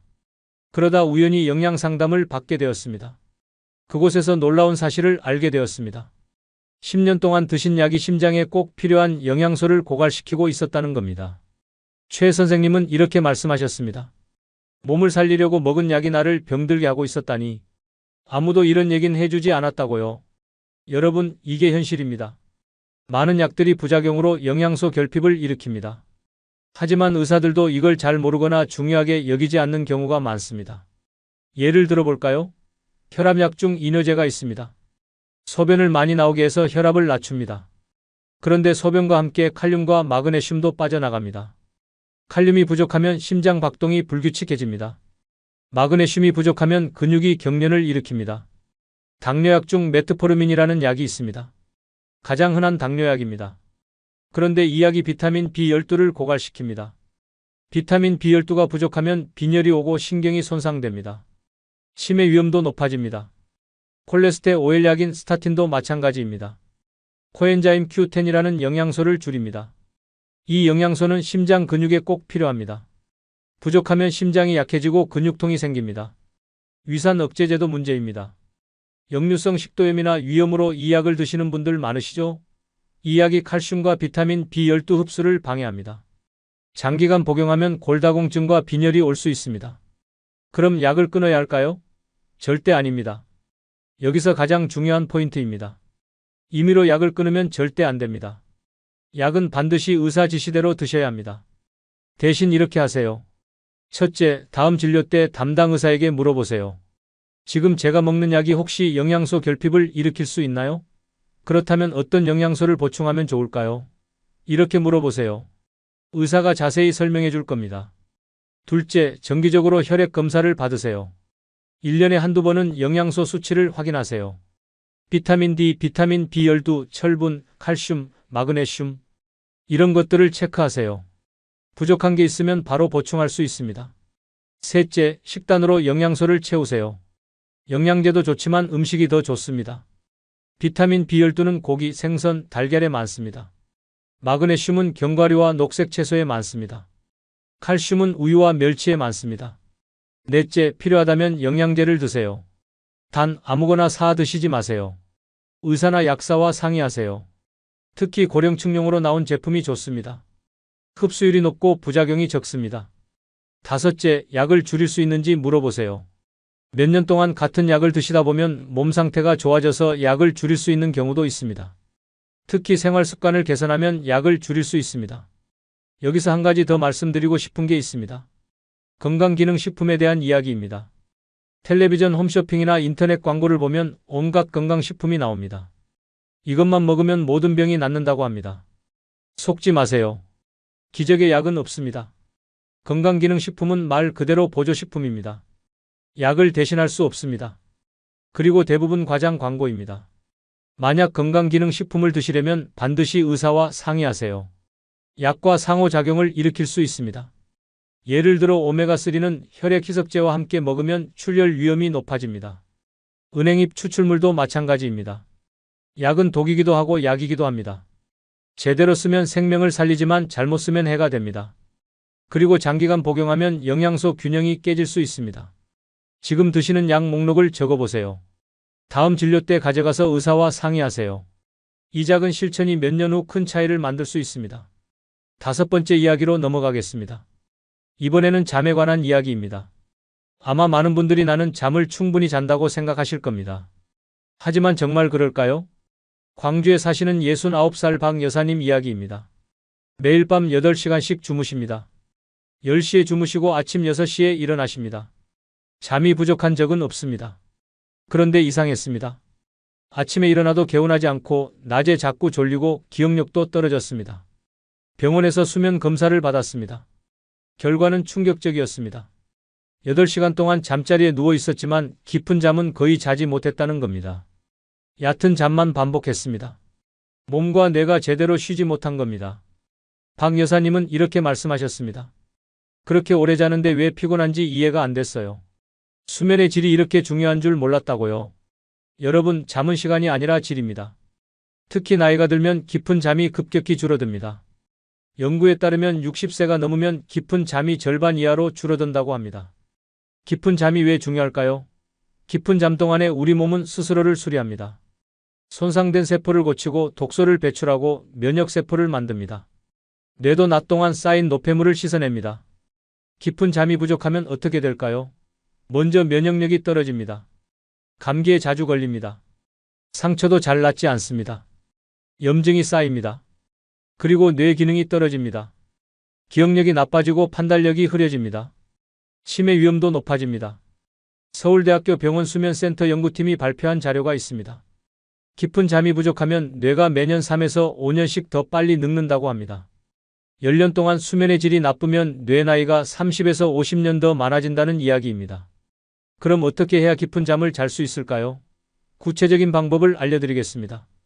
첫째, 잠들기 30분 전부터 전자기기를 끄세요. 휴대폰, 텔레비전, 태블릿 모두 끄세요. 화면에서 나오는 블루라이트가 수면 호르몬인 멜라토닌 분비를 방해합니다. 밝은 빛이 뇌를 깨어있게 만듭니다. 대신 책을 읽으세요. 종이책으로요. 전자책 말고요. 조용한 음악을 들으셔도 좋습니다. 명상을 하셔도 좋습니다. 뇌를 천천히 쉬게 만드는 활동을 하세요. 둘째, 침실 온도를 시원하게 유지하세요. 18도에서 20도가 가장 좋습니다. 너무 덥거나 추우면 깊은 잠을 자기 어렵습니다. 이불도 너무 두껍지 않게 하세요. 셋째, 침실을 완전히 어둡게 하세요. 작은 빛이라도 수면을 방해합니다. 커튼을 쳐서 바깥빛을 차단하세요. 시계의 불빛도 가리세요. 눈을 가리개를 쓰는 것도 좋은 방법입니다. 넷째, 소음을 차단하세요. 조용한 환경이 중요합니다. 귀마개를 쓰거나 백색 소음기를 사용하세요. 백색 소음은 작은 소리들을 가려줍니다. 다섯째, 잠들기 90분 전부터는 물을 마시지 마세요. 밤에 화장실 가는 횟수를 줄이기 위해서입니다. 한번 깨면 다시 깊은 잠에 들기 어렵습니다. 여섯째, 자는 자세도 중요합니다. 옆으로 누워 자세요. 특히 왼쪽으로 누우면 소화에도 좋고 호흡도 편합니다. 무릎 사이에 베개를 끼우면 척추가 편안합니다. 일곱째, 낮잠을 너무 오래 자지 마세요. 낮잠은 20분 이내로 하세요. 그 이상 자면 밤에 잠이 안 옵니다. 오후 3시 이후에는 낮잠을 자지 마세요. 여덟째, 카페인을 조심하세요. 커피, 녹차, 홍차 이런 것들은 오후 2시 이후에는 드시지 마세요. 카페인은 몸속에 6시간 이상 남아 있습니다. 아홉째, 규칙적인 수면 시간을 지키세요. 매일 같은 시간에 자고 같은 시간에 일어나세요. 주말에도 마찬가지입니다. 우리 몸은 규칙을 좋아합니다. 열째, 잠자리에 누워서 잠이 안 오면 일어나세요. 20분 동안 잠이 안 오면 침실을 나와서 지루한 일을 하세요. 졸릴 때 다시 들어가세요. 침대는 오직 잠자는 곳이라고 뇌에게 학습시키는 겁니다. 이런 것들을 잠들기 30분 전 루틴으로 만드세요. 매일 같은 순서로 하세요. 전자기기 끄고 이 닫고 세수하고 침실 온도 확인하고 커튼 치고 가벼운 스트레칭하고 이렇게 루틴을 만들면 몸이 자동으로 잠잘 준비를 합니다. 단 2주만 실천해도 차이를 느끼실 겁니다. 아침에 일어날 때 개운합니다. 낮에 졸리지 않습니다. 머리가 맑습니다. 기분도 좋아집니다. 석 달 후에는 기억력이 좋아집니다. 집중력도 높아집니다. 건강검진을 받으면 염증 수치가 줄어듭니다. 면역력도 좋아집니다. 잠은 최고의 약입니다. 공짜입니다. 부작용도 없습니다. 단지 제대로 자기만 하면 됩니다. 오늘 밤부터 이 방법들을 실천해 보세요. 하루 30분 투자로 뇌를 10년 젊게 유지할 수 있다면 해볼 만하지 않으신가요? 이제 마지막 6번째 이야기입니다. 이건 아마 가장 중요한 이야기일지도 모릅니다. 바로 관계에 관한 이야기입니다. 전라북도 전주에 사시는 73살 김 선생님 이야기입니다. 정년퇴직 후 건강관리에 철저하셨습니다. 운동도 하시고 식단도 챙기셨습니다. 자식들과도 일주일에 한두 번 통화하셨습니다. 가끔 친구들과 차도 마셨습니다. 외롭다고 느낀 적은 없으셨습니다. 그런데 몇 년 전부터 이상한 증상이 나타났습니다. 기억력이 급격히 떨어졌습니다. 우울한 기분이 계속되었습니다. 잠도 잘 안 왔습니다. 병원을 여러 곳 다녔지만 뚜렷한 원인을 찾지 못했습니다. 마지막으로 찾아간 정신건강의학과에서 진단을 받았습니다. 사회적 고립으로 인한 우울증과 인지 기능 저하였습니다. 김 선생님은 깜짝 놀라셨습니다. 나는 외롭지 않은데 자식들과도 통화하고 친구들도 만나는데 어떻게 고립이라는 거냐고요. 의사 선생님이 설명해 주셨습니다. 전화통화나 가끔 만나는 것만으로는 부족하다고요. 진정한 사회적 연결은 정기적이고 의미 있는 상호작용이 필요하다고요. 여러분, 이게 현실입니다. 많은 어르신들이 외롭지 않다고 생각하십니다. 하지만 몸은 다르게 반응합니다. 사회적 연결이 부족하면 몸속에서 스트레스 호르몬이 과도하게 분비됩니다. 이게 염증을 일으킵니다. 면역력을 떨어뜨립니다. 뇌를 손상시킵니다. 국립노화연구소의 연구 결과가 있습니다. 사회적 고립이 건강에 미치는 악영향이 담배 하루 15개비를 피우는 것과 같다고 합니다. 비만보다도 더 해롭다고 합니다. 충격적이지 않나요? 왜 이럴까요? 인간은 사회적 동물입니다. 다른 사람과의 연결이 필요합니다. 대화하고 웃고 공감하고 도움을 주고받는 것. 이런 것들이 우리 몸에 좋은 호르몬을 분비시킵니다. 옥시토신, 세로토닌, 엔도르핀. 이런 호르몬들이 우리를 행복하고 건강하게 만듭니다. 반대로 고립되면 코르티솔이라는 스트레스 호르몬이 나옵니다. 이 호르몬이 계속 높으면 혈압이 오르고 혈당이 오르고 염증이 생깁니다. 심장병, 당뇨병, 치매 위험이 모두 높아집니다. 연구에 따르면 사회적으로 잘 연결된 사람은 그렇지 않은 사람보다 50%더 오래 산다고 합니다. 50%입니다. 엄청난 차이입니다. 그럼 어떻게 해야 할까요? 구체적인 실천 방법을 알려드리겠습니다. 첫째, 일주일에 최소 한 번은 가족이나 친구와 깊은 대화를 나누세요. 전화가 아니라 직접 만나세요. 단순한 안부 인사가 아니라 진심 어린 대화를 나누세요. 요즘 어떻게 지내는지, 무슨 생각을 하는지, 무엇이 행복한지, 무엇이 걱정인지 이런 이야기들을 나누세요. 둘째, 정기적인 모임에 참여하세요.